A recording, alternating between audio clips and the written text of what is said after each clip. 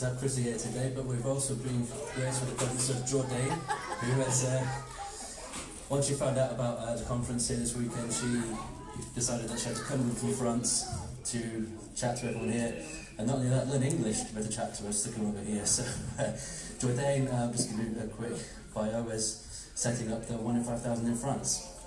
And so she wanted to talk to you here today as well. So, here's Jordane.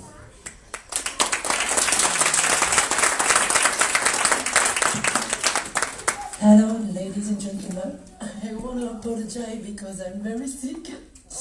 And I have to keep my mobile because I'm not bilingual. So I have to read my testimony. So I'm so honored to be here with you today. I came from south of France to honor the memory of his child and support his parents who had not the chance I had to survive alive. I also wanted to share my story with you and show to family affected that we can have a happy life.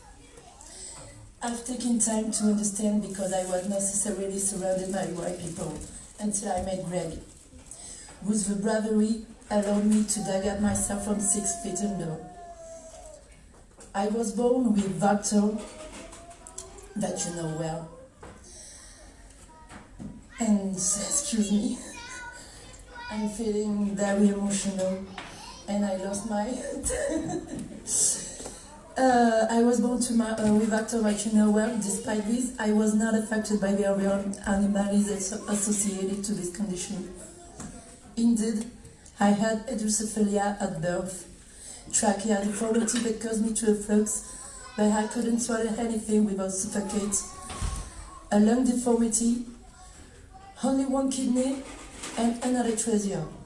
I'm affected by uterus deformity too, and I was able to try to have a semblance of social life, and especially to face school harassment that came with this destiny. Injustice for children cost to me 5 years of hell. Fortunately, a little voice was telling me that one day I will have better days in my future, and it helped me a lot to keep the faith. Despite my determination, my destiny has dictated a rise since when I was 12. My portal vein in my liver was bunged because of coagulation problem and caused to me digestive hemorrhage. Surgeon had to operate me in emergency during 6 hours to do bypass and shunt with one of my veins in my neck. The surgery was successful but didn't work more than a year. A second trapezist episode happened more than a year later. So they took another vein in my right leg. This challenge was one of the most difficult I have in my life, but I keep reminding if I was alive after all that, it was not to give up now. After long remissions and rehabilitation, I decided to make up the lost time doing everything a girl with my age will have made to enjoy life. I had moments of joy and sadness, but I wanted to ignore my condition and leave it on the side until the reality catches me up.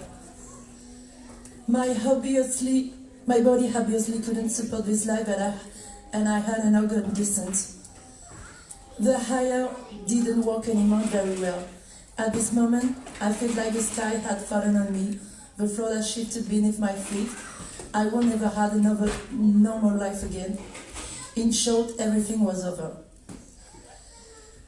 Incontinence has gone worse, and every time I had to feed myself was a source of anxiety. So I decided to trust my body, trying to listen to it, to adapt. In vain.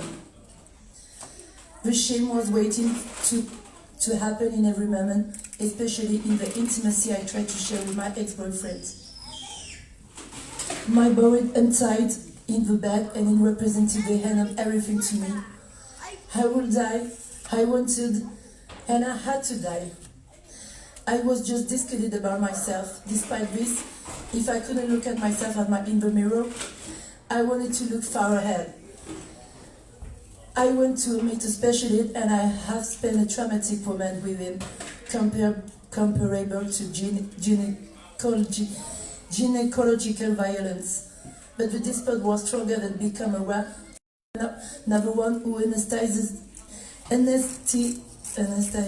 me, sorry, for 5 minutes only, just to tell me that he would have just 2 solutions to propose me. One would not work, the other would give me a life in hell.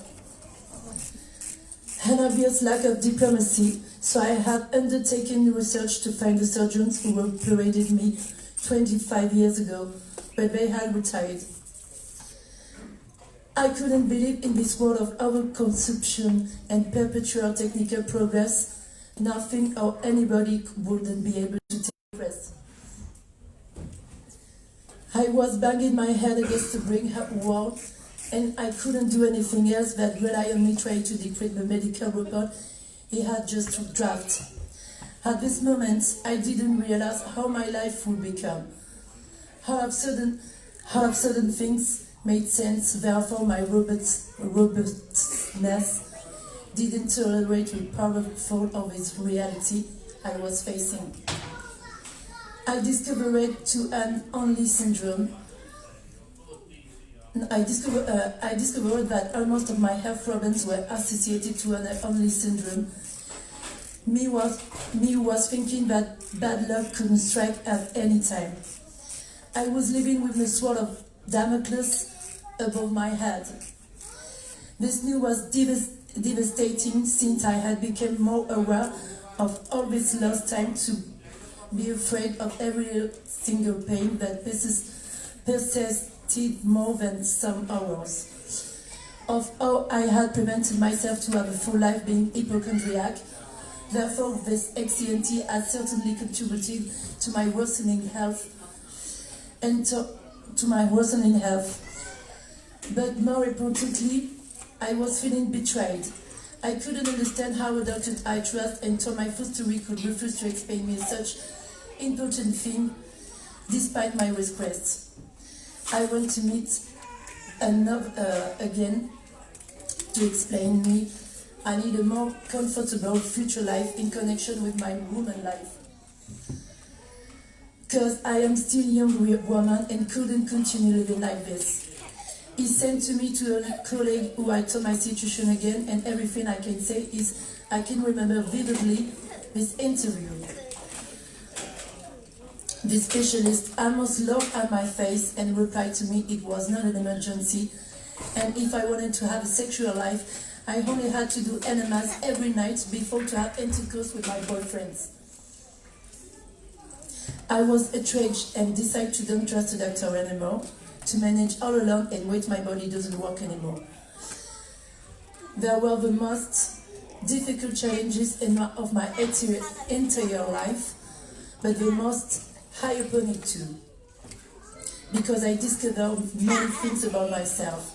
I didn't suspect this potential inside me, but more importantly, I had found the reason why I had survived, to help others. I realized it the day I met Greg, and I saw his bravery that matches with his generosity. I want to thank him and our community for having given me the power to fight and search my true self. Greg, his community and his team saved my life. Today my purpose is to attract the French organization showing the lack of consideration and diplomacy towards the disabled people. It's a real problem in France that has a big delay with disability care.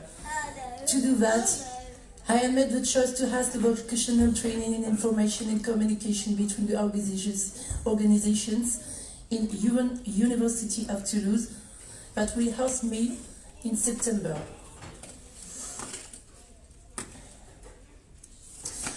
Then I would like to go in Master International Communication to help Foundation to develop with my skills in marketing, in communications and languages knowledge. Until that time I am eager to put my experience to be a part and organize other awareness conferences in France, to continue to help deprived families to keep the faith and hope.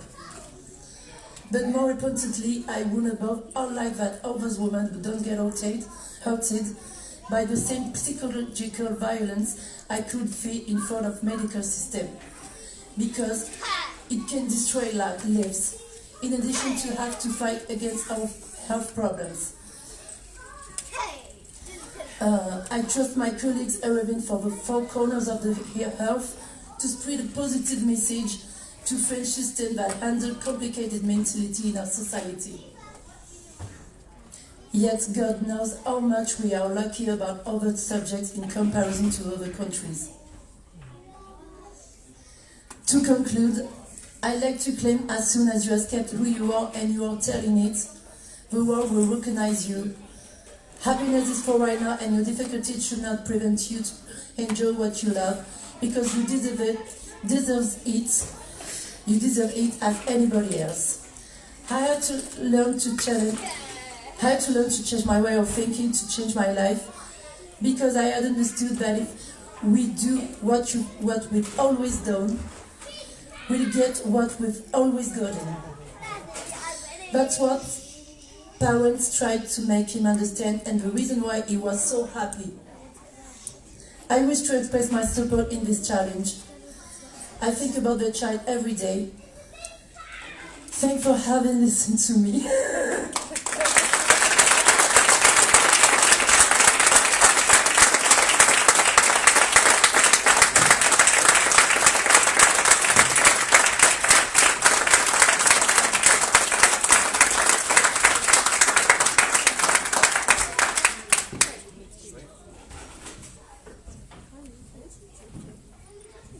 Excellent, thank you very much.